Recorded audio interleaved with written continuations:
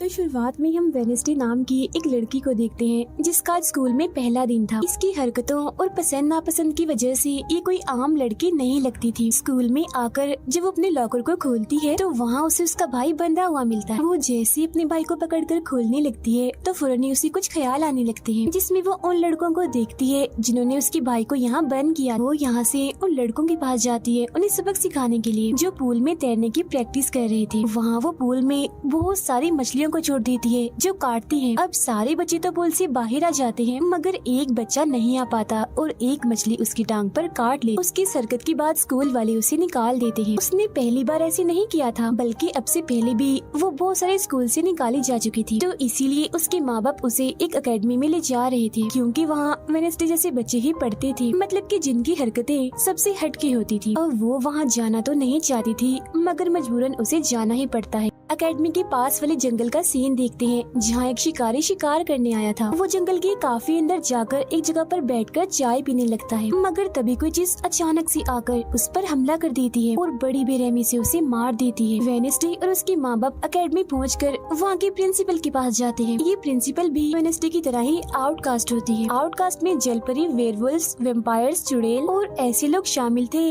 जिनमें जादुई ताकतें पाई जाती है। और इस तरह के ही सारे बच्चे इस एकेडमी में पढ़ते हैं। वेनेसडे के साथ जिसने कमरे में रहना था, यानी उसकी रूममेट, उसने कमरे को काफी रंगीन बनाया हुआ था। इसीलिए सब कुछ वेनेसडे को पसंद नहीं आता, क्योंकि उसे तो बस काला रंग ही पसंद था। यहाँ का सारा माहौल देखकर वो मुंह बना लेती है। तब उसकी रूममेट उससे पूछती है, तुम ठीक हो ना, क्या हुआ तुम्हें? जिस पर उसके डैड जवाब देते हैं, मेरी बेटी बड़ी अजीब है, काफी बोर है और बस इसी तुम जिंदा लाश समझो। अपने डैड की ये बातें सुनकर वेनेसडे उन्हें घूरने लगती है। अब उसकी रूममेट उसे पूरी एकेडमी घुमा रही थी कि तभी एक लड़का वहाँ आकर वेनेसडे से उसकी फेसबुक आईडी मांगता है, जिस पर वो कहती है, मैं कोई भी सोशल मीडिया इस्तेमाल नहीं करती, क्योंकि सोशल मीडिया हड्डियों को सड़ा देने वाली सिर्फ एक बीमारी है और कुछ भी नहीं। जाने से पहले वेनेसडे की मॉम उसे कहती है, अब तुम यहाँ से कभी भाग नहीं पाओ। जिस पर वो कहती है, देख लीजिएगा, मैं आपसे वादा करती हूँ कि जल्दी मैं यहाँ से भाग जाऊंगी। वहाँ से जाते वक्त उसके डैड वहाँ एक हाथ छोड़ देते हैं ताकि वो वेनेसडे पर नजर रख सके। उधर जंगल में जब पुलिस छानबीन करने आती है तो उन्हें उस शिकारी की लाश के टुकड़े अलग अलग जगहों पर पड़े मिलते हैं। ऐसा हादसा वहाँ पहली बार नहीं हुआ था, बल्कि तीसरी बार ऐसा हुआ कि एकेडमी के इस जंगल में कोई मारा गया। और वेनेसडे अपने कमरे की सारी रंगीन चीजें हटा देती है और अपने रूममेट से कहती है, शोर मत करो,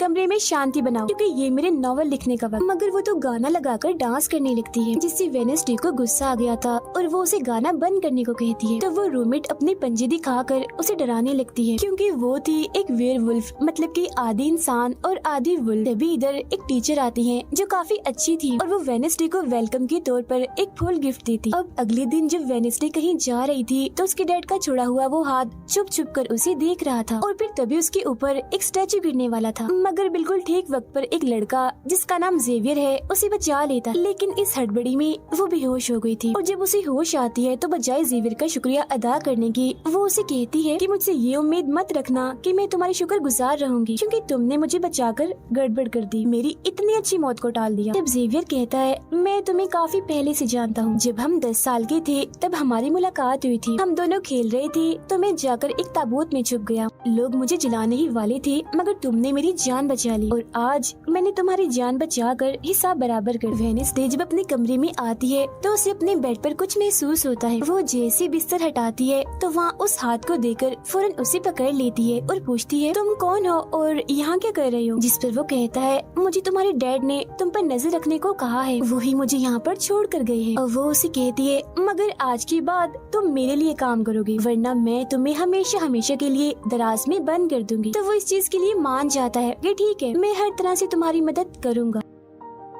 अगले दिन प्रिंसिपल वेनेसडे को एक दिमाग के डॉक्टर के पास ले जाती है, क्योंकि उन्हें भी ऐसा महसूस हुआ था कि वेनेसडे का दिमागी तवाज़ुन कुछ ठीक नहीं है। मगर वो वहाँ कोई बहाना बनाकर हाथ की मदद से खिड़की खोलती है और वहाँ से भाग जाती। भागते हुए वो एक आदमी से टकरा जाती है, जिससे फौरन उसे ख्याल आता है, जिसमें वो देखती है कि इस आदमी का अभी एक्सीडेंट होने वाला है, जिसमें वो मर गया है बड़ी बेरहमी से। मगर वो इस बारे में उस आदमी को कुछ नहीं बताती, क्योंकि उसे खून खराबा बहुत पसंद। वो एक होटल में जाती जाती है जहाँ उसकी मुलाकात एक वेटर से होती है। वो काफी परेशान दिख रहा था क्योंकि उसकी कॉफी मशीन खराब हो गई। वेडनेसडे उसे कहती है, मैं तुम्हारी कॉफी मशीन ठीक कर सकती, लेकिन इसके बदले तुम्हें मुझे स्टेशन पर छोड़ना होगा, जिसके लिए वो मान भी जाता है और वेडनेसडे उसकी मशीन ठीक कर देती है। जिस पर वो कहता है, बस थोड़ा सा इंतजार करो, मेरी शिफ्ट खत्म होने वाली है, फिर हम चलते हैं। और वेडनेसडे जब वहाँ बैठी इंतजार कर रही थी कि तभी कोई शरारती लड़की आकर उसे परेशान करने लगती है, जिससे उसे गुस्सा आ गया था और वो उन लड़कों को अकेले ही काफी मारती है और अच्छा सबक सिखाती है। अब इतनी ही देर में उस वेटर के डैड, जो एक पुलिस ऑफिसर थे, वहाँ आ जाते हैं। तोड़फोड़ देखकर जब वो अपने बेटे से इस बारे में पूछते हैं तो वो कहता है, कुछ नहीं, बस वो लड़के कस्टमर्स को परेशान कर रहे थे तो इसने उन्हें अच्छा सबक सिखा दिया। तभी यहाँ अकेडमी की प्रिंसिपल भी आ जाती है, उनसे सॉरी बोलकर वेडनेसडे को यहाँ से ले जाती है। रास्ते में वो उस पर काफी गुस्सा करती है कि आखिर तुमने कैसे अकेडमी से भागने की कोशिश की। तभी उन्हें रास्ते में एक एक्सीडेंट हुआ नजर आता है, जो उसी आदमी का था जिससे वेडनेसडे टकराई थी, जो देख प्रिंसिपल घबरा जाती है। कहती है, मेरी दुआ है ड्राइवर को कुछ ना हुआ हो। जिस पर वेडनेसडे कहती है,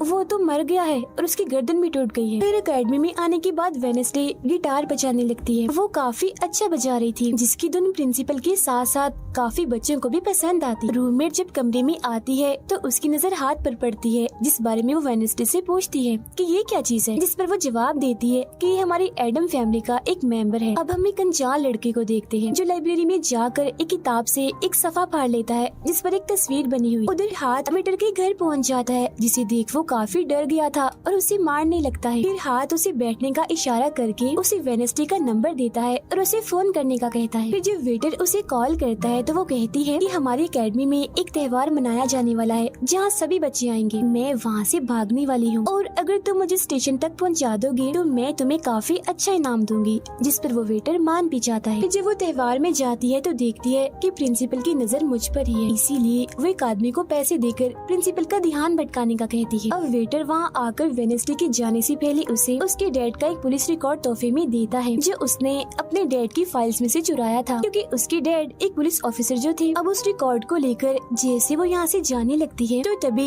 वो उस लड़के से टकरा जाती है जिसने बुक में से तस्वीर को फाड़ा था। टकराते ही वेडनेसडे को उस लड़के की मौत के ख्याल आने लगते हैं कि वो थोड़ी देर में मरने वाला है, जो बहुत ही भयानक थी। वो लड़का अब जंगल की तरफ जाने लगता है तो वेडनेसडे भी उसके पीछे जाती है और कहती है, रुक जाओ, जंगल में मत जाओ, तुम्हारी जान को खतरा है, तुम मर जाओगे। मगर तभी वो उसे अपने जादू से उड़ाकर पेड़ पर लगा देता है और कहता है, खतरा मुझे नहीं तुम्हें है, बल्कि तुम खुद ही खतरा हो और मैं सब लोगों को तुमसे बचा रहा हूँ। उस दिन स्टैचू को मैंने ही तुम्हारे ऊपर गिराया था। जिसके बाद वो उसे एक तस्वीर दिखाता है और कहता है, इस तस्वीर में तुम ही हो जिसे मेरी मॉम ने 25 साल पहले बनाया था और ये उस वक्त की बात है जब वो इस अकेडमी में पढ़ती थी। मरने से पहले उन्होंने कहा था कि इस लड़की इन्हें तुम्हें मुझे रोकना होगा, नहीं तो तुम इस अकेडमी के साथ साथ पूरी दुनिया को ही तबाह कर दोगी। वो बस वेडनेसडे को मारने ही वाला था कि तभी एक बड़ा सा मॉन्स्टर आकर उस पर हमला कर देता है और बड़ी ही बेरहमी से उसे मार देता है। इसके बाद हम वेडनेसडे को उसके कमरे में देखते हैं, क्योंकि उसने यहाँ से भागने के इरादे को खत्म कर दिया था, क्योंकि अब उसके दिमाग में बहुत सारे सवाल थे, जैसे कि मैं इस दुनिया के लिए खतरा कैसे हूँ, एक मॉन्स्टर ने आखिर मेरी जान क्यों बचाई, और साथ ही उसके डैड के खिलाफ पुलिस रिपोर्ट जिसमें उसके डैड के ऊपर एक कत्ल का इल्जाम था। अब अगले दिन पुलिस ऑफिसर वहाँ आते हैं, क्योंकि वेडनेसडे ने ये रिपोर्ट लिखवाई थी कि उस अनजान लड़के की मौत मैंने अपनी आंखों से होती हुई देखी जंगल में। मगर पुलिस को वहाँ ना कोई लाश मिलती है और ना ही कोई ठोस सबूत। तो वो वेडनेसडे से पूछते हैं कि आखिर तुम इतनी रात को जंगल में कर क्या रही थी, जिस पर वो कहती है, मैंने जंगल में उस लड़के को जाते हुए देखा था और जब मैंने उसका पीछा किया तो देखा कि एक मॉन्स्टर ने आकर उसे मार दिया है, जिसके बाद मैं बेहोश हो गई। तो फौरन प्रिंसिपल पुलिस ऑफिसर से कहती है, उस लड़के का कोई कत्ल नहीं हुआ, वो जिंदा है, बस यहाँ से भाग गया है, इसीलिए आपको वेडनेसडे की बातों का यकीन नहीं करना चाहिए। अक्सर इसे इस तरह के दौरे पड़ते रहते, हम इसका इलाज करवा रहे हैं, जल्दी ये ठीक हो जाएगी। फिर जब प्रिंसिपल वहाँ से जाती है तो वो ऑफिसर से कहती है कि जंगल में कोई तो है जो सबको मार रहा है और उसी ने उस लड़की को भी मारा है। मगर तभी वहाँ वो लड़का आ जाता है जो जिंदा था और बिल्कुल सही सलामत भी। अब अगले दिन जब वेडनेसडे को डॉक्टर के पास ले जाया जाता है तो वो उससे पूछती है कि क्या तुमने ये अफवाह इसलिए फैलाई कि सभी की तवज्जो तुम पर हो जाए। यानी कि तुमने उस लड़के की मौत होते हुए देखा। जिस पर वो कहती है मैं जानती हूँ मैंने क्या देखा है, ओके मुझे तुम्हें बताने की कोई जरूरत नहीं। अगले दिन उसे पता चलता है कि उसी लड़के को बगैर किसी वजह से एकेडमी से निकाला जा रहा है, इसीलिए वो अपने साथी उस हाथ को उस लड़के के पीछे लगा देती है। अब प्रिंसिपल के कहने पर वेडनेसडे एक एक्टिविटी में हिस्सा लेती है, जिस मकसद के लिए वो क्लब ज्वाइन करती है, जहाँ उसके साथ सिर्फ एक ही लड़का था जिसके साथ उसकी दोस्ती हो जाती है। फिर जब हाथ उस लड़के के पीछे जाता है तो देखता है कि वो अपना रूप बदल रहा है, जहाँ पहले वो एक बुरा इंसान और फिर एकेडमी के प्रिंसिपल का रूप ले लेता है। जिसके बाद हाथ आकर ये सारी बात वेडनेसडे को बता देता है। अब जब क्लास शुरू होने वाली थी तो जेवियर उससे कहता है कि मेरी साथ वाली सीट खाली है तो तुम यहाँ बैठ जाओ, तो वो उसके साथ आकर बैठ जाती है। जेवियर यहाँ मकड़ी की तस्वीर बना रहा था और फिर अपने जादू से वो उसे जिंदा भी कर देता है, मगर एक ही झटके में वेडनेसडे उसे मार देती है और उसकी राख उड़ा देती है। अब एक लड़की जो काफी बदतमीज थी और विलन भी थी, उसकी और वेडनेसडे के बीच काफी बहस हो जाती है, क्योंकि दोनों ही एक दूसरे से काफी चिढ़ती थी, एक दूसरे को जरा भी पसंद नहीं करती थी। और इसके बाद वेडनेसडे अपनी जगह अपनी रूममेट को उस क्लब में भेज देती है जहाँ वो एक्टिविटी की प्रैक्टिस कर रही थी, और खुद वो अकेली ही चली जाती है एकेडमी की उस जंगल में मॉन्स्टर को ढूंढने के लिए। वेडनेसडे को वहाँ उस अनजान लड़की का टूटा हुआ चश्मा भी मिलता है, वही अनजान लड़का जिसे मॉन्स्टर को मारता हुआ इसने देखा था। और अब जैसे ही वो इस चश्मे को छूती है तो लाइब्रेरी में उसे वहाँ एक किताब भी दिखती है, तो वो उस किताब को खोजने लाइब्रेरी में चली जाती है, मगर उसे वहाँ उस तरह की कोई भी किताब नहीं मिलती। जिसके बाद वो चुपके से जेवियर के कमरे में चली जाती है, क्योंकि वो लड़का और जेवियर एक ही कमरे में रहती थी। वेडनेसडे और हाथ यहाँ पर उस किताब को ढूंढ रहे थे, मगर तभी यहाँ जेवियर आ जाता है, जिस वजह से वो बेड के नीचे छुप जाते हैं। तभी जेवियर के पास वो विलन लड़की भी आती है और उसे कहती है तुम मुझसे क्यों नाराज हो, अच्छा गुस्सा छोड़ो सुलह कर लो, जिस पर वो मना कर देता है। अब उसके इनकार पर विलन लड़की को लगने लगता है कि ये सब वो वेडनेसडे की वजह से कर रहा है, इसीलिए वो कहती है कि कल मैं वेडनेसडे समेत तुम्हारे सभी साथियों की कश्तियों की धज्जियां उड़ाने वाली हूँ। बेड के नीचे छुपे वेडनेसडे और हाथ भी उसकी ये बात सुन लेते। कमरे में वापस आने के बाद वेडनेसडे अपने रूममेट से कहती है कि कल जो कश्तियों की रेस होने वाली है मैं भी उसमें हिस्सा लूँ, और कुछ भी हो जाए उस घमंडी लड़की यानी विलन को मैं हरा कर ही रहूंगी। अब अगले दिन जब रेस शुरू होती है तो बताया जाता है कि इस मुकाबले का कोई भी असूल कानून नहीं है, जो भी टीम सबसे पहले गुफा में जाकर झंडे को लाएगी वही टीम जीत जाएगी। जिसके फौरन बाद गेम शुरू हो जाती है और विलन भी अपनी चालें चलना शुरू कर देती। वो अपने एक जलपरी साथी की मदद से एक टीम की कश्ती को तुड़वा देती है, जिससे वो पूरी टीम पानी में गिर जाती है। मगर फिर जब वो जलपरी वेडनेसडे की कश्ती की तरफ आ रही थी तो हाथ उससे पहले ही जाल फेंककर उसे जाल में फंसा लेता है। अब किनारे तक सिर्फ 3 ही टीम्स पहुंच पाती हैं, और जब सारे लोग झंडा लेने अंदर जाते हैं तो रूममेट अपने पंजों से जोकर टीम की कश्ती में छेद कर देती है। फिर सभी के साथ वेडनेसडे जब झंडा लेकर आ रही थी तो उसे ख्याल आता है, जिसमें वो अपनी ही जैसी एक लड़की को देखती है जिसके हाथ में किताब थी। होश में आने पर झंडा लेकर वो वापिस से कश्ती में चली जाती है। जोकर्स की कश्ती तो छेद होने की वजह से वहीं पर ही डूब जाती है, जबकि जलपरी दोबारा से वेडनेसडे की कश्ती पर हमला करने लगती है, मगर हाथ पानी में जाकर जलपरी को जोर से मुक्का मार। अब वेडनेसडे अपनी कश्ती से बहुत सारे तीर निकाल कर विलन की कश्ती में छेद कर देती है, जिससे उसकी कश्ती डूब जाती है और वेडनेसडे की टीम इस रेस को जीत जाती है। अब ये 4 साल में पहली बार हुआ था जब उस विलन को किसी ने हराया था, इसीलिए आज वो गुस्से में आग बगोला हुई। रात के वक्त वेडनेसडे एक स्टैचू के पास जाती है जिसके हाथ में किताब थी। किताब पर लिखी एक पहेली को जैसे ही वो सुलझाती है तो वहाँ एक रास्ता खुल जाता है। जैसे उसके अंदर जाती है तो देखती है कि यहाँ उसके मॉम डैड के अलावा और भी बहुत सारे लोगों की तस्वीरें लगी हुई हैं। उसे वहाँ वो किताब भी मिल जाती है जिसकी वो तलाश कर रही थी, मगर जैसे वो उस किताब को वहाँ से लेकर जा रही थी कि तभी अचानक से कोई आकर उस पर हमला कर देता है, जिससे वो बेहोश हो जाती है। अब उसे जैसे होश आती है तो देखती है कि उसे कुछ लोगों ने बंदी बनाया हुआ है, जिन्होंने मास्क भी लगाए हुए थे, मगर उनकी आवाज सुनते ही वेडनेसडे उन्हें पहचान लेती है और कहती है कि मैंने तुम्हें पहचान लिया है, तुम अपने अपने मास्क हटा सकते हो। असल में ये लोग और कोई नहीं बल्कि विलन और उसके साथी थे। इसी दौरान वो अपनी रस्सी भी खोल चुकी थी और वहाँ से जाने लगती है, मगर जाते जाते वो कहती है तुम सब छोटे बच्चे हो, अगवा करना भी तुम्हें ठीक से नहीं आता। वापस आने के बाद वो उस तस्वीर को किताब पर लगाकर मुकम्मल करती है जिसे उस लड़के ने किताब से फाड़ लिया था और वो उसे पढ़ने लगती। अब अगले दिन प्रिंसिपल सभी बच्चों को एक प्रोजेक्ट देती है जिसमें उन्हें शहर की सारी दुकानों पर जाकर काम करना था। शहर पहुंचने के बाद वेडनेसडे जेवियर को वो किताब दिखाकर पूछती है कि क्या तुम इस किताब को पहचानते हो, जिस पर वो कहता है हाँ, इस किताब को लेकर मेरे और उस लड़के के बीच में लड़ाई भी हुई थी, जिसके बारे में तुमने कहा था कि मॉन्स्टर ने उस पर हमला कर दिया था। ये किताब एक जादूगर की है और 30 सालों से भी ज्यादा पुरानी है, तो तुम इसके साथ क्या कर रही हो? ये सुन वो उससे पूछती है, तुम उस जादूगर के बारे में और क्या जानते हो? वो कहता है, कुछ खास नहीं। अगर तुम उस जादूगर के बारे में जानना चाहती हो तो तुम्हें उसके घर जाना होगा, जो काफी पुराना एक खास घर है। अकेडमी के सारे बच्चे भी अलग अलग दुकानों में जाकर काम करने लगते हैं। वेडनेसडे एक वेट्रेस बनी थी, मगर उसका नखरा गुस्सा देखकर कोई भी उसे खाने की चीज नहीं लेता। वेडनेसडे का दोस्त पेस्ट्री खा रहा था कि तभी शरारती बच्चे आकर उसे परेशान करने लगते हैं। और बस फिर होना क्या था, वेडनेसडे वहाँ आती है और उन्हें खूब मारती है। इसके बाद वो अपने उस दोस्त को लेकर जादूगर के घर जाती है ताकि वो सारी सच्चाई जान सके कि आखिर बात क्या है, और उस किताब के बारे में भी। उसे वहाँ जादूगर की बहुत सारी चीजें और एक पेंटिंग भी दिखाई देती है। पेंटिंग में वो उसी लड़की को किताब पकड़ी हुई देखती है जो उसे गुफा के पास भी दिखी थी। उसके ख्याल में जब उनकी रेस में वेडनेसडे झंडा लेने गई, फिर उसे वहाँ इस पेंटिंग वाले लड़की की किताब भी मिल जाती है, मगर वो खाली थी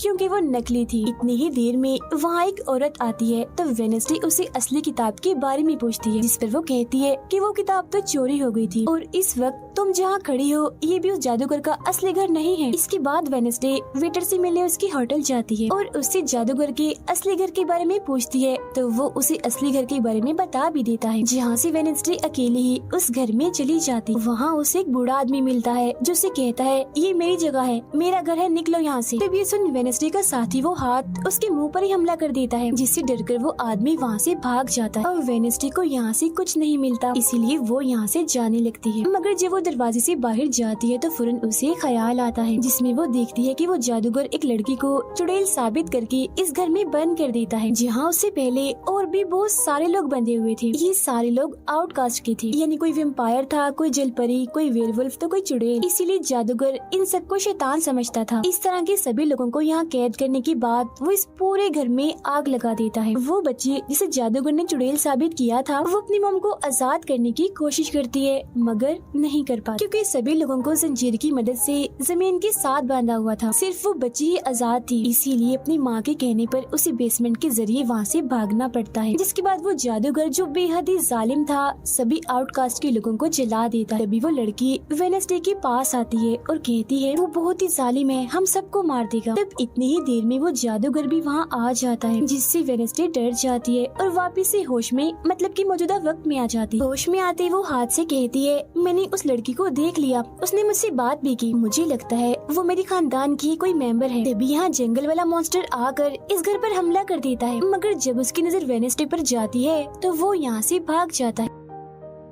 वेडनेसडे और हाथ उसका पीछा करते हैं, मगर देखते हैं कि मॉन्स्टर के कदमों के निशान तो इंसानी पैरों के निशान में बदल गए। अगले दिन उस जादूगर की मूर्ति को इज्जत के तौर पर इस जगह पर लगाया जाने वाला था, क्योंकि शहर के लोग तो उसे अपना हीरो ही मानते थे। और आज वेडनेसडे को वहाँ गिटार बजाने के लिए बुलाया गया था, लेकिन वो लोग जैसे मूर्ति लगाकर अपना काम करने लगते हैं तो तभी वो हाथ तेली फेंक कर मूर्ति को आग लगा देता है, क्योंकि वेडनेसडे के कहने पर उसने पहले ही मूर्ति पर पेट्रोल डाल दिया था। आग देखकर सारे लोग वहाँ से भाग जाते हैं, मगर वेडनेसडे अभी भी वहाँ बैठी गिटार बजा रही होती है। साथ ही वो मूर्ति को जलता हुआ देखकर खुश भी हो रही थी। अब प्रिंसिपल को वेडनेसडे पर ही शक था, मगर उसके खिलाफ प्रिंसिपल के पास कोई सबूत नहीं था। अब जादूगर के जिस पुराने घर में वेडनेसडे गई थी, जहाँ वो बूढ़ा आदमी था, वो अभी भी वही रुका हुआ था। मगर तभी वो मॉन्स्टर वहाँ आता है और उस बूढ़े आदमी पर हमला कर देता है। लेकिन मरते मरते वो बूढ़ा आदमी मॉन्स्टर की 2-3 तस्वीरें अपने कैमरा में बना ही लेता है। पुलिस को जब ये खबर मिलती है तो फौरन छानबीन करने पहुँच जाते हैं, जहाँ उन्हें बूढ़े आदमी के कैमरा से मॉन्स्टर की तस्वीर भी मिल जाती है।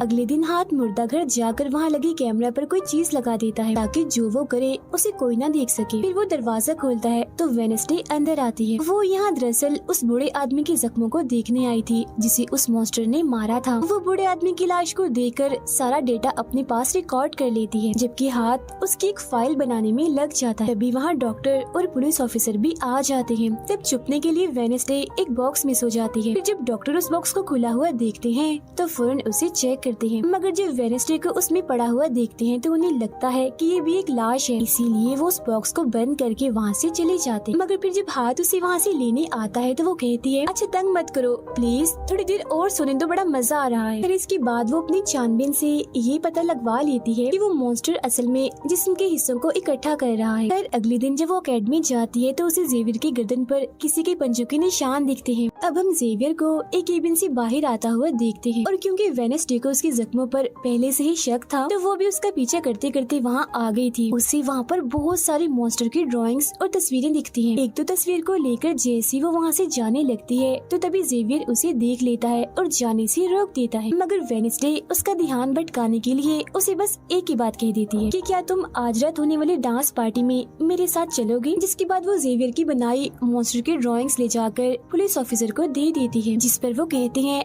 इससे हम किसी को भी नहीं पकड़ सकते, कोई ठोस सबूत लेकर आओ। अब वेडनेसडे अपनी सारी रिसर्च को अपने दोस्त के सामने रख देती है ताकि वो उसकी मदद कर सके। उनमें से एक ड्राइंग को देखकर उसका दोस्त कहता है कि मैं इस जगह के बारे में जानता हूँ। जिसके बाद वो वेडनेसडे को उस जगह पर ले जाता है जो एक गुफा थी, जिसके अंदर जाकर उन्हें बहुत सारी हड्डियाँ और एक हथकड़ी भी मिलती है। थोड़ा छानबीन करने पर उसे वहाँ एक नोकदार बड़ा सा नाखून भी मिलता है, जिसे वो अपने पास रख लेती है। जिसके बाद वो जेवियर के पेंटिंग वाले केबिन में जाती है और डस्टबिन से एक कपड़ा जिस पर खून लगा हुआ था उसे निकाल कर अपने पास रख लेती। फिर जैसे वो वहाँ से जाने लगती है तो तभी वहाँ जेवियर आ जाता है और उसे पूछता है, तुम यहाँ मेरे केबिन में क्या कर रही हो। उसकी बात डालकर वो उसे पूछती है, ये जो चोट तुम्हारी गर्दन पर है ये तुम्हें कैसे लगी। तब वो बताता है कि पिछले कुछ दिनों से ये मॉन्स्टर मेरे सपनों में आ रहा है, इसीलिए मैं इसकी ड्राइंग्स बनाता हूँ। मगर एक दिन मैंने अपने जादू पर से कंट्रोल खो दिया और ड्राइंग के अंदर से मॉन्स्टर की पंजे ने निकलकर मुझे नोच लिया। लेकिन अब क्योंकि वेडनेसडे उस पर शक कर रही थी इसीलिए वो उस पर काफी गुस्सा करता है और फौरन उसे यहाँ से जाने का कहता है। अब वेडनेसडे वो खून लगा कपड़ा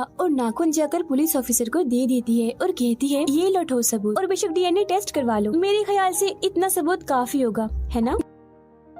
वो अपने दोस्त के पास जाती है और कहती है कि डांस पार्टी में जाने के लिए हमारे साथ कोई नहीं है, तो हम ऐसा करते हैं डांस पार्टी में नहीं जाते बल्कि गुफा में जाकर मॉन्स्टर को ढूंढते। जिसके बाद रात को वेडनेसडे अपने दोस्त के साथ जंगल में जाने की तैयारी कर रही थी, मगर तभी उसके दरवाजे पर वेटर तैयार होकर आता है क्योंकि हाथ ने उसे वेडनेसडे की तरफ से डांस पार्टी में चलने की दावत भेजी थी। अब क्योंकि वेटर काफी खुश था तो वेडनेसडे उसका दिल तोड़ना नहीं चाहती थी, इसीलिए वो अपने गुफा में जाने वाले प्लान को खत्म करके वेटर के साथ पार्टी में जाने का फैसला करती है। जब वेडनेसडे वहाँ से जाने लगती है तो उसका दोस्त वहाँ आता है तो वो उसे कहती है, आई एम सॉरी मैं पार्टी में जा रही हूँ, हम ऐसा करते हैं कल गुफा में जाएंगे।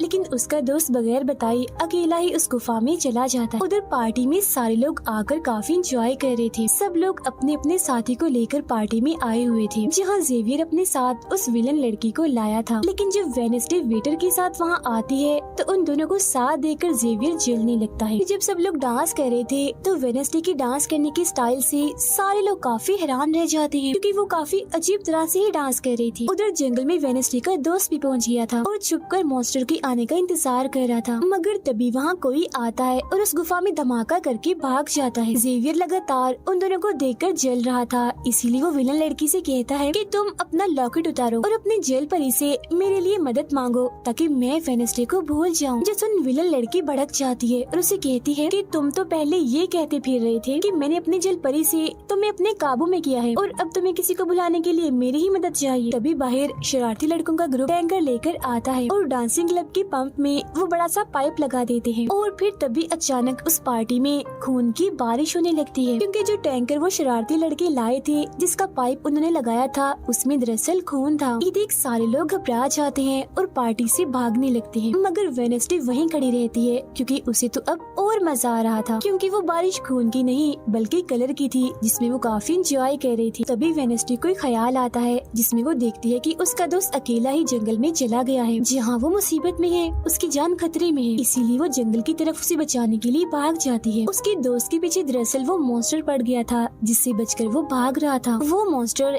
एक बार उस पर हमला करता ही है कि तभी वेडनेसडे उसे ढूंढते हुए वहाँ आ जाती है। तब मॉन्स्टर उसे देखकर वहाँ से भाग जाता है। वो अपने दोस्त को बेहोश पड़ा हुआ देखकर काफी घबरा जाती है। इतने ही देर में उसकी टीचर भी उसका पीछा करते करते वहाँ आ गई थी, जिसके बाद उसकी दोस्त को हॉस्पिटल ले जाया जाता है और वेडनेसडे खुद वापस अपने एकेडमी में आ जाती है जहाँ वो अपने डैड पर लगी इल्जाम को सुलझाने की कोशिश कर रही थी कि आखिर सच क्या। अकेडमी में सारे माँ बाप अपने बच्चों से मिलने आते हैं क्योंकि आज मीटिंग थी। प्रिंसिपल सबको बताती है कि वेडनेसडे की दोस्त की हालत में सुधार हो रहा है, कुछ दिन के बाद ठीक होकर वो वापिस आ जाएगा। मगर दूर खड़ी वेडनेसडे अपने रूममेट को बताती है कि ये झूठ है, वो तो कोमा में है बेचारा। तभी यहाँ दोनों के माँ बाप आ जाते हैं और ये उनसे मिलने चली जाती। वेडनेसडे अपने मॉम डैड को बताती है कि जब से आपने मुझे यहाँ छोड़ा है मेरे ऊपर बहुत सारे हमले हुए हैं। अब इन सभी को अपनी अपनी फैमिली से मिलता हुआ दूर खड़ी जेवियर और विलन लड़की देख रहे हैं क्योंकि उनके मॉम डैड आज भी नहीं आए। अब विलन लड़की सुधर गई होती है, साथ ही उसकी जेवियर के साथ दोस्ती भी हो गई थी, तो अब से हम उसे जेवियर की दोस्त कहें। तब इतनी ही देर में उसकी मॉम भी इधर आ जाती है, जिसे देखकर वो काफी हैरान थी। वेडनेसडे के माँ बाप प्रिंसिपल से मिलते हैं तो वो कहती है कि वेडनेसडे काफी अजीब तरह से सबसे पेश आती है, इसे डॉक्टर के पास ले जाएं इलाज करवाने के लिए। अब इससे पहले वहाँ उसके माँ बाप कुछ कहते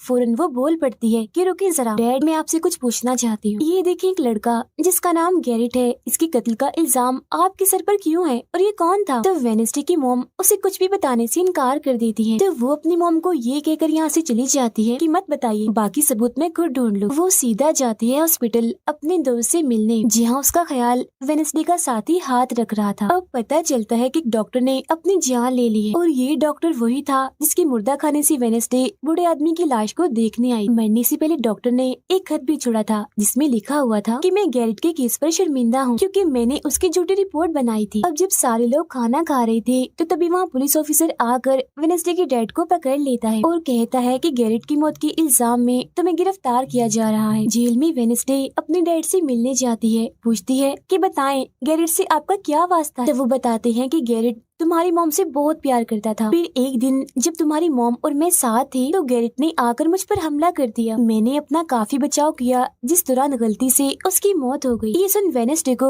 उनकी बात थोड़ी झूठी लगती है। फिर वो पुलिस ऑफिसर के पास जाती है, कहती है मेरे डैड ने गैरेट को नहीं मारा और ये उनके खिलाफ साजिश की जा रही है। जिस पर वो कहता है दुनिया तुम्हारे हिसाब से नहीं चलती, हमारे पास सबूत आ गए हैं तुम्हारे डैड के खिलाफ। वो कहती है मैं नहीं मानती और मेरा ख्याल है कि जिसने मेरे दोस्त को मारने की कोशिश की उसने ही गैरेट को मारा होगा। पार्क में रूममेट अपनी मॉम के साथ बैठी थी, जहाँ उसकी मॉम चाहती है कि वो पूरी तरह एक वेयरवुल्फ बन जाए और वो उसे एक डॉक्टर के पास जाने का कहती है, मगर रूममेट ऐसा नहीं चाहती, इसलिए वो यहाँ से चली जाती है। अब वेडनेसडे अपनी मॉम के पास जाती है ताकि वो सारी सच्चाई जान सके। उसकी मॉम खुफिया लाइब्रेरी में थी। वो अपनी मॉम से कहती है कि आपने मुझे इस अकेडमी में इसलिए भेजा ना ताकि मैं हमेशा आपकी परछाई बन के रहूं। जिस पर उसकी मॉम कहती है कि ये सिर्फ अकेडमी ही नहीं बल्कि पहले यहाँ एक ग्रुप हुआ करता था जिसकी बुनियाद तुम्हारे डैड की फैमिली की एक औरत ने रखी थी जिसका नाम गुडी था। वो कहती है मैं ये जानना चाहती हूँ कि डैड ने तो गैरेट को नहीं मारा तो फिर किसने मारा है। तब उसकी मॉम सच्चाई बताती है कि जब मैं वहाँ गई तो मैंने देखा कि तुम्हारे डैड और गैरेट आपस में लड़ रहे थे। मैंने उन्हें रोकने की कोशिश की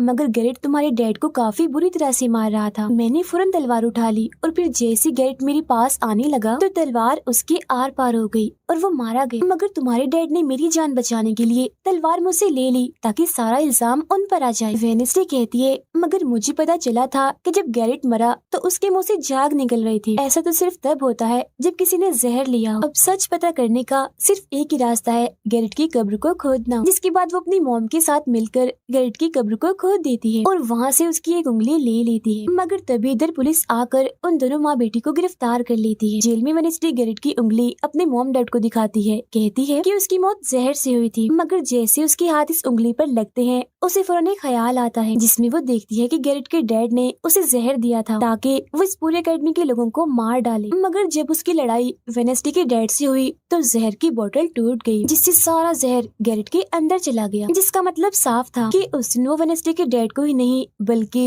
पूरी अकेडमी को ही खत्म करने आया था। जेल से रिहा होने के बाद वेडनेसडे और उसकी मॉम मेयर के पास जाती है, कहती है आपने गैरेट की मौत के सच को छुपाया, उसकी मौत जहर से हुई थी न कि तलवार से और ये बात साबित भी हो गई है। जो सुन मेयर सब कुछ सच बता देता है जिसके बाद वेडनेसडे के डैड को भी रिहा कर दिया जाता है। अब वेडनेसडे अपनी मॉम को बताती है कि मुझे बहुत ख्याल आते हैं, जिस पर उसकी मॉम कहती है कि ये खासियत हमारे खानदान में है, ख्याल सबको आते हैं, अगर ख्याल हमारे कंट्रोल में ना रहे तो ये हमें पागल बना सकते हैं, इसीलिए हमारे खानदान के पुराने लोग आकर हमें आसान रास्ता बताते हैं और ट्रेनिंग देते हैं। तो वेडनेसडे फौरन बोलती है जैसे गुडी एडम्स जिसके बारे में आपने बताया था कि वो मेरे डैड के खानदान की है। जिस पर उसकी मॉम कहती है कि मुझे नहीं पता, बहरहाल तुम होशियार रहना क्योंकि गुडी एडम्स बदला चाहती थी जिसके चक्कर में वो खुद भी नहीं बच पाई। फिर सबके माँ बाप अपने अपने बच्चों से मिलकर जा रहे थे। रूममेट अपनी मॉम को कहती है, आप फिक्र मत करना, जब मुझे वेयरवुल्फ बनना होगा मैं बन जाऊंगी। जाने से पहले वेडनेसडे की मॉम उसे वही किताब देती है जो अक्सर प्रिंसिपल के पास हुआ करती थी। वो किताब लेकर वेडनेसडे प्रिंसिपल के पास जाती है। कहती है कि उस अनजान लड़की को आपने मारा था, मैंने देखा था, जिसके बारे में मैंने कहा था कि उसे मॉन्स्टर ने मारा है, क्योंकि वो आप ही हो जो खुद को बदल बदल कर लोगों को मार रही हो। मैं ये बात अब पुलिस को बता दूंगी। जिस पर प्रिंसिपल कहती है, नहीं, उसे मैंने नहीं मारा, बल्कि वो तो अपनी ताकतों पर से कंट्रोल खो बैठा था और उस दिन उसने तुम्हें मारने की भी कोशिश की थी। इनकी बातों के दौरान इन्हें बाहर से शोर सुनाई देता है। ये चेक करने जब वहाँ जाती हैं तो पता चलता है कि बाहर ग्राउंड में आग से कुछ लिखा हुआ। और वेडनेसडे अपने चारों तरफ मोमबत्तियां जला के बैठी थी क्योंकि वो गुडी को बुलाने की कोशिश कर रही, मगर तभी इधर उसकी रूममेट आ जाती है। साथ ही उसे एक खत भी मिलता है जिसमें कोई उसे गुफा में मिलने बुलाता है। जब वेडनेसडे अपनी रूममेट के साथ वहाँ जाती है तो गुफा के अंदर जाने के बाद उसे एहसास होता है कि यहाँ कोई है। यहाँ दरअसल जेवियर और उसके साथी थे जो वेडनेसडे को सरप्राइज देना चाहते थे क्योंकि आज उसकी बर्थडे थी। यहाँ वेडनेसडे को एक लाइन लिखी हुई दिखती है कि जब मैं लौटूंगा तो शोले बरसेंगे। इसे जैसी वो हाथ लगाती है तो उसे ख्याल आता है जिसमें वो उसी लड़की से मिलती है जो अक्सर उसे नजर आया करती थी, और ये और कोई नहीं बल्कि गुडी ही है। वो वेडनेसडे को एक महल दिखाकर कहती है कि अगर तुम्हें उस जादूगर के बारे में जानना है तो तुम्हें इस महल को ढूंढकर यहाँ आना होगा। जब वो ग्राउंड में खड़ी उस लाइन को देख रही थी जहाँ आग से कुछ लिखा था तो तभी उसके पास जेवियर आता है जिससे वो बात नहीं करती क्योंकि नाराज थी। उसे लग रहा था कि हो ना हो जेवियर ही वो मॉन्स्टर है। फिर वो अपने दोस्त के पास हॉस्पिटल जाती है जो अभी भी बेड पर था और उसकी हालत भी खराब थी, इसीलिए वो उसे कोई बात नहीं कर पाती। अब वेडनेसडे अपने दोस्त वेटर से मिलने जाती है और उसे उस महल जो गुडी ने दिखाया था उसकी तस्वीर दिखाकर पूछती है कि क्या तुम इस जगह के बारे में जानते हो,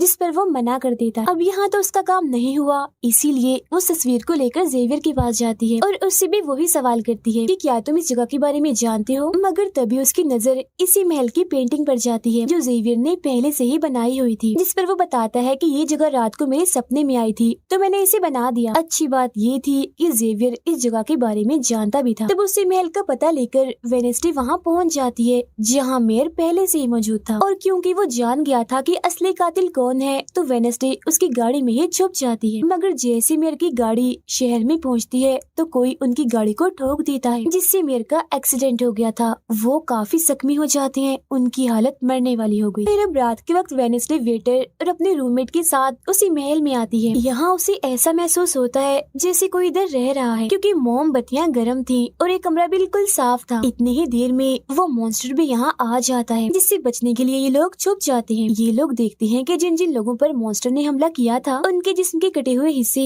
यहाँ पर पड़े हुए हैं। अब वेडनेसडे अपने दोस्तों को मॉन्स्टर से बचाना चाहती थी, इसीलिए वो उन्हें यहाँ से ले जाती है। ये वेटर के घर जाते हैं जहाँ जैसे उसकी डैड आती है तो वेडनेसडे उन्हें कहती है कि मैं आपको कुछ दिखाना चाहती हूँ, क्योंकि वो पुलिस ऑफिसर जो थे वो जब उन्हें महल में ले जाती है तो वहाँ पर कुछ भी नहीं था। मतलब जिस्म के कटे हुए हिस्से जो पहले यहाँ पर रखे हुए थे अब वो वहाँ पर नहीं पड़े थे, जिससे पुलिस ऑफिसर को गुस्सा आ जाता है और वो कहते हैं कि आज के बाद तुम मेरे बेटे से नहीं मिलोगी। अब जब वेडनेसडे एकेडमी आती है तो वहाँ उसे प्रिंसिपल मिलती है जो कहती है कि तुम्हें मैंने कहीं भी जाने से मना किया था मगर तुमने मेरी बात ना मानकर अच्छा नहीं किया। जिस पर वो जवाब देती है, मैं सच का पता लगवाने गई थी इसीलिए मैं माफी नहीं मांगूंगी, मैंने कुछ गलत नहीं किया है। जिसके बाद वो प्रिंसिपल को एक पेंटिंग भी दिखाती है जिसमें वो जादूगर था और वेडनेसडे खुद थी। बताती है कि इसीलिए वो अनजान लड़का मुझे मारना चाहता था क्योंकि उसे लग रहा था कि एकेडमी के लिए मैं खतरा हूँ, मगर खतरा दुश्मन कातिल तो कोई और ही है, जबकि मैं तो इस एकेडमी और सबको बचाना चाह रही हूँ तो मुझे एक मौका मिलना चाहिए। प्रिंसिपल कहती है, नहीं,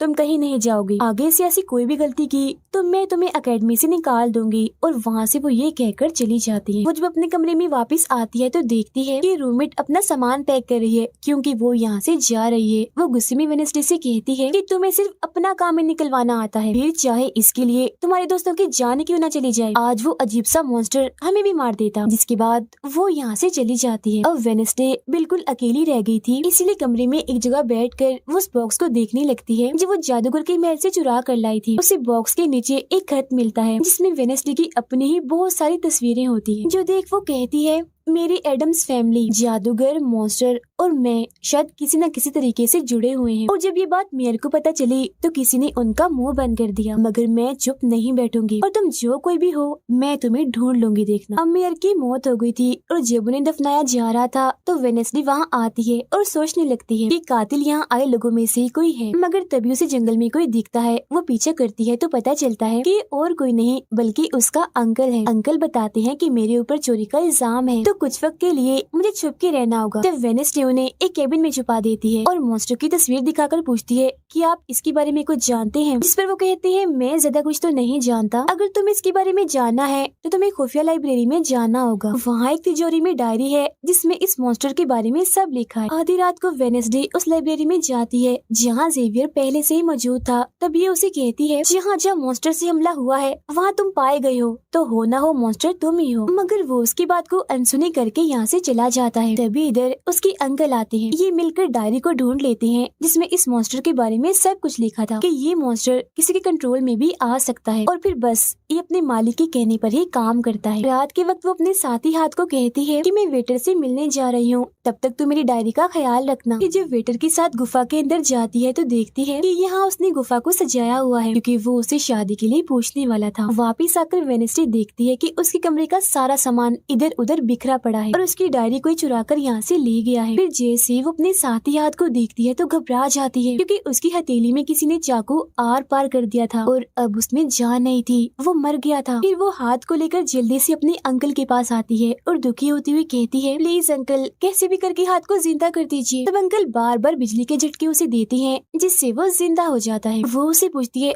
अच्छा तुम पर हमला किसने किया था, जिस पर इशारों से वो बताता है कि मैंने नहीं देखा क्योंकि हमला पीछे से हुआ था। जिस पर वेनेसडे गुस्से से भर जाती है, कहती है चाहे कुछ भी हो जाए मैं उसे नहीं छोड़ूंगी, वो जो भी है। और वो प्रिंसिपल को आकर कहती है किसी ने मेरे कमरे में तोड़ फोड़ कर दी है, साथ ही कोई उस डायरी को भी चुरा कर ले गया है। वो कहती है वो डायरी तो खुफिया लाइब्रेरी में थी तो तुम्हारे पास कैसे आई, तुम ऐसी हरकतें मत करो कि अकेडमी को बंद करना पड़े, ऐसा मैं होने नहीं दूंगी। फिर जब वेनेसडे वहाँ से जा रही थी तो तभी उसके पास उसके साथी आते हैं और उसे जानकारी देते हैं कि गैरेट जिसकी मौत का इल्जाम तुम्हारे डैड पर था उसकी मॉम को किसी ने डबोकर मारा था और मरने से पहले उनकी सारी प्रॉपर्टी एक डॉक्टर ने हथिया ली थी। डॉक्टर नाम सुनकर वेनेसडे को दिमागी डॉक्टर पर शक होता है, इसीलिए वो सीधा उनके पास जाती है। कहती है कि मैं जानती हूँ आपके अंदर गैरेट की मॉम की आत्मा है जो सबसे अपनी मौत का बदला लेना चाहती है, अब बस कर दो तुम्हारा खेल खत्म हुआ। जिसके बाद वो यहाँ से चली जाती है। ये सारी बातें सुन डॉक्टर को जरा भी समझ नहीं आती कि क्या बोल रही थी, इसीलिए वो फौरन प्रिंसिपल को कॉल करती है। कहती है वेनेसडे आई थी, उसका बर्ताव काफी अजीब था, उल्टी उल्टी बातें कर रही थी वो। अब तभी यहाँ मॉन्स्टर आ जाता है जो डॉक्टर पर हमला करके उन्हें मार देता है। अब डॉक्टर तो मर गई थी, इसीलिए वेनेसडे की शक की सुई अब जेवियर पर आ जाती है, इसीलिए वो उसे मिलने उसके कैबिन में जाती है। यहाँ उसे मरे हुए लोगों का सामान भी मिलता है जिससे उसका शक और पक्का हो जाता है। अब तभी इधर पुलिस भी आकर जेवियर को पकड़ लेती है क्योंकि पुलिस को यहाँ पर वेनेसडे ने ही बुलाया था। अब जब वेनेसडे कमरे में आती है तो उसकी रूममेट वापस आ गई थी। कहती है तुम्हारा और मेरा कोई ताल्लुक है, मैं तुम्हारे साथ रहना चाहती हूँ, मैंने तुम्हें और हाथ को बहुत याद किया। फिर इसके बाद वेनेसडे वेटर के पास जाती है जहाँ उसे फिर से कुछ ख्याल आने लगते हैं जिनमें वो देखती है कि मॉन्स्टर और कोई नहीं बल्कि वेटर ही है जिसे वो पसंद करती है। मगर फिलहाल वो उसे कुछ नहीं कहती, उसे एक जगह पर लाती है और फिर कहती है कि जेवियर को तो फंसाया जा रहा है जबकि असली मॉन्स्टर तो तुम ही हो, मगर वो इसके लिए बार बार मना करता है। तभी यहाँ वेनेसडे के सारे दोस्त भी आ जाते हैं और वेटर को पकड़कर कुर्सी से बांध देते हैं। अब वेनेसडे उस पर जुल्म करना चाहती है मगर उसके दोस्त ऐसा करना नहीं चाहते, इसीलिए वो यहाँ से चले जाते हैं। फिर जैसे ही वो वेटर को मारने के लिए आगे बढ़ती है कि तभी वेटर के डैड पुलिस ऑफिसर यहाँ आ जाते हैं और वेनेसडे को गिरफ्तार कर लेते हैं। हालांकि वो उन्हें कहती भी है कि असली कातिल आपका बेटा है, वही मॉन्स्टर है ये, मगर वो उसकी एक नहीं सुनते। फिर जब वो यहाँ से जा रही थी तो वेटर उसके पास आता है, कहता है कैसा लगा हारना, अभी तो और भी बहुत कुछ होना बाकी है बच्चों। जिसके बाद प्रिंसिपल भी वेनेसडे को कह देती है कि तुमने सारी हदें पार कर दी, इसीलिए तुम्हें अकेडमी से निकाला जा रहा है। लेकिन अभी भी वो बार बार एक ही बात कह रही थी कि वेटर ही असली मॉन्स्टर है, मगर फिर भी वो उसकी एक नहीं सुनती और जाने का कहती है। तब आखिरी बार वेनेसडे जेवियर से मिलने जाती है जो जेल में बंद था और उससे नाराज भी था क्योंकि वेनेसडे ने ही उसे पुलिस के हवाले हवाले किया था। हालांकि वो उसे बताती भी है कि मॉन्स्टर वेटर है और उसने मेरे जरिए तुम्हें फंसाया है। वो उसकी एक नहीं सुनता, कह देता है इस सारी मुसीबत की जड़ तुम हो। अगर तुम ये एकेडमी छोड़ के चली जाओगी तो कुछ भी गलत नहीं होगा। ये बात सुनने के बाद वो एक सेकंड भी नहीं रुकती और यहाँ से चली जाती है। वो अपने कमरे में आकर अपना सारा सामान पैक करती है, जिसके बाद वो सभी से आखिरी मुलाकात करती है। सबसे आखिर में वो अपनी दोस्त से मिलने हॉस्पिटल में जाती है। कहती है मैं तो जा रही हूँ, तुम अपना ख्याल रखना और हाँ बाहर मत निकलना, बाहर मॉन्स्टर हो सकता है। और उस दिन गुफा में धमाका करने वाला और कोई नहीं बल्कि प्रिंसिपल ही थी। जिस पर वो कहता है नहीं, धमाका करने वाले के जूते लाल थे, जबकि प्रिंसिपल कभी भी लाल जूते नहीं पहनती। ये बात सुनकर वेडनेसडे को पता चल जाता है कि असली कातिल कौन है। वो अपनी उसी टीचर के पास जाती है जिसे सब पसंद करते थे और कहती है बाकी लोग तो बिला वजह मारे गए हैं, जबकि असली कातिल तो तुम ही हो। तुमने ही वेटर को अपने कंट्रोल में करके उसे मॉन्स्टर बनाया और धीरे धीरे उसे अपना गुलाम बना लिया। अपने इशारों पर नचाकर लोगों को उसके जरिए मरवाया। तभी यहाँ वेटर भी आ जाता है, जिसे वो टीचर कहती है जल्दी करो, वेडनेसडे को मार दो। लेकिन दरअसल ये वेटर नहीं थी बल्कि प्रिंसिपल थी, जो रूप बदल कर यहाँ पर आई थी। और अब टीचर प्रिंसिपल के गले में जहर का इंजेक्शन घुसा देती है, जिससे प्रिंसिपल बेचारी मारी जाती है। फिर वो वेडनेसडे को भी बांध कर जादूगर की गुफा में ले आती है। गुफा में आकर वेडनेसडे को पता चल जाता है कि जिन मरे हुए लोगों के जिस्म के हिस्सों को इकट्ठा किया गया था वो दरअसल जादूगर को दोबारा से जिंदा करने के लिए किए गए थे। तभी यहाँ टीचर जो असली विलन थी वेडनेसडे को बताती है कि जब गुडी ने जादूगर को मारा था तो गुडी ने अपने खून से जादूगर की कब्र पर एक ताला लगा दिया था और अब जादूगर को जिंदा करने के लिए हमें गुडी की फैमिली मतलब एडम्स फैमिली के ही किसी इंसान का खून चाहिए, साथ ही पूरे चांद की रात भी हो। और अब हमें ये सुनहरी मौका मिल गया है जादूगर को जिंदा करने का, क्योंकि एडम्स फैमिली से तुम हो और आज पूरे चांद की रात भी है, हम तुम्हारा खून लेंगे। जिसके बाद टीचर वेडनेसडे के हाथ पर कट लगा देती है, जिससे उसका खून निकलने लगता है। फिर वो उसके खून से जादूगर की कब्र का ताला खोल देती है और फिर अगले ही पल जादूगर भी जिंदा होकर अपनी कब्र से बाहर आ जाता है। बाहर आते ही वो वेडनेसडे को चाकू मार देता है, जिससे वो जख्मी हो जाती है। इसके बाद वो एकेडमी को खत्म करने के लिए चला जाता है। अब तभी यहाँ गुडी एडम्स आती है और वेडनेसडे को बिल्कुल ठीक कर देती है, मतलब कि उसके जख्म, और कहती है मैंने तुम्हें ठीक तो कर दिया है मगर अब के बाद मैं तुम्हें नजर नहीं आऊंगी। जंगल के रास्ते से जब वेडनेसडे जा रही थी तो तभी उसके सामने वेटर आ जाता है। उसे टीचर कंट्रोल कर रही थी, इसीलिए वो मॉन्स्टर बनकर उस पर हमला कर देता है। वो बस उसे मारने ही वाला था कि तभी यहाँ एक वेयरवुल्फ आ जाती है, जो और कोई नहीं बल्कि रूममेट थी, जो आज पहली बार वेयरवुल्फ बनी थी, वो भी सिर्फ वेडनेसडे को बचाने के लिए। यहाँ वेयरवुल्फ और मॉन्स्टर के बीच काफी खतरनाक लड़ाई होती है, जिसमें वेयरवुल्फ मॉन्स्टर पर भारी पड़ रही थी और उसे काफी मारती है, अच्छा मजा चखाती है। इसके बाद वेडनेसडे जादूगर से लड़ने उसे रोकने के लिए एकेडमी में आ जाती है, जहाँ वेडनेसडे को बचाने के लिए जेवियर पहुँच जाता है। अब जैसे जादूगर जेवियर को मारने वाला था तो तभी सामने वेडनेसडे आ गई थी और वो बेचारी खुद जख्मी हो जाती है, मगर फिर भी वो जेवियर को कहती है कि तुम यहाँ से जाओ और बाकी एकेडमी वालों को बाहर निकालो, क्योंकि ये हम जैसे आउटकास्ट के लोगों को नहीं छोड़ेगा। जिसके बाद वो फिर से खड़ी हो जाती है, उसके हाथ में तलवार भी थी, जिसकी मदद से वो जादूगर से लड़ती है, मगर जादूगर काफी ताकतवर था, इसीलिए वो उसके सामने नहीं टिक पाती। वो बस उसे मारने ही वाला था कि तभी इधर जेवियर की दोस्त आकर जादूगर का ध्यान भटका देती है, जिस दौरान मौका देकर वेडनेसडे उठती है और तलवार के एक टुकड़े को जादूगर के दिल के आर पार कर देती है, क्योंकि ऐसा उसे गुडी एडम्स ने करने को कहा था। जहाँ जादूगर एक बार फिर से मर जाता है और उन्हें उसका जिस्म जलने लगता है और राख बनकर उड़ जाता है। जादूगर के मरते ही यहाँ वो टीचर आ जाती है, जिसके हाथ में गन थी, जिसे वो वेडनेसडे पर तान देती है क्योंकि वो उसे मारना चाहती है। मगर तभी यहाँ वेडनेसडे का दोस्त भी आ गया था, जिसके पास बहुत सारी मधुमक्खियाँ थी। वो उन सभी मधुमक्खियों को टीचर पर छोड़ देता है, जिससे उसका भी काम तमाम हो जाता है। जब वेडनेसडे अपने मिशन में कामयाब होकर बाहर आती है जहाँ सारे लोग खड़े थे, तो वो वहाँ अपने रूममेट को भी देखती है, जो अब वेयरवुल्फ से अपने असली रूप में आ गई थी। यहाँ वो दोनों पहली बार गले मिलती हैं, मगर हैरत अब वेडनेसडे को कोई भी ख्याल नहीं आ रहा था। कुछ वक्त के बाद वेडनेसडे अपना नॉवल भी पूरा कर लेती है, मगर वो इसका एंड नहीं करती, यानी कि वो उसे खत्म नहीं करती और आगे बस एक सवालिया निशानी छोड़ देती है। वो जेवियर से मिलने जाती है, जहाँ वो उसे गिफ्ट देता है जिसमें मोबाइल था। वो इस गिफ्ट को ले तो लेती है मगर कुछ नहीं कहती और वहाँ से चली जाती है। फिर जब वो अपनी गाड़ी में थी तो उसके पास मैसेज आता है, जिसमें उसकी कुछ तस्वीरें थी और साथ ही ये मैसेज भी था कि मैंने तुम पर नजर रखी हुई है, जिससे वो सोच में पड़ जाती है कि टीचर तो मर गई है, मगर अब उसके बाद ये कौन है जो सब कर रहा है। इसी सोच में वो अपने घर के लिए निकल जाती है। जिसके बाद हम पुलिस की गाड़ी को देखते हैं, इसमें वो वेटर को बांधकर कहीं ले जा रहे थे, क्योंकि उन्हें भी पता चल गया था कि यही असली मॉन्स्टर है, इसे बस कोई कंट्रोल करता है। मगर तभी अचानक से वेटर दोबारा मॉन्स्टर बन जाता है और सभी पुलिस वालों को मार देता है, जिसका मतलब ये था कि टीचर की तरह अभी भी कोई है जो इसे कंट्रोल कर रहा है और वो लोगों को मरवाता रहेगा इसके जरिए। और ये अनजान इंसान वही हो सकता है जिसने वेडनेसडे को मैसेज किया, यानी कि अभी भी कोई है जो एकेडमी को बंद करवाने में लगा है और मॉन्स्टर के जरिए खून खराबा कत्ल होना आम ही रहेगा। और इसी के साथ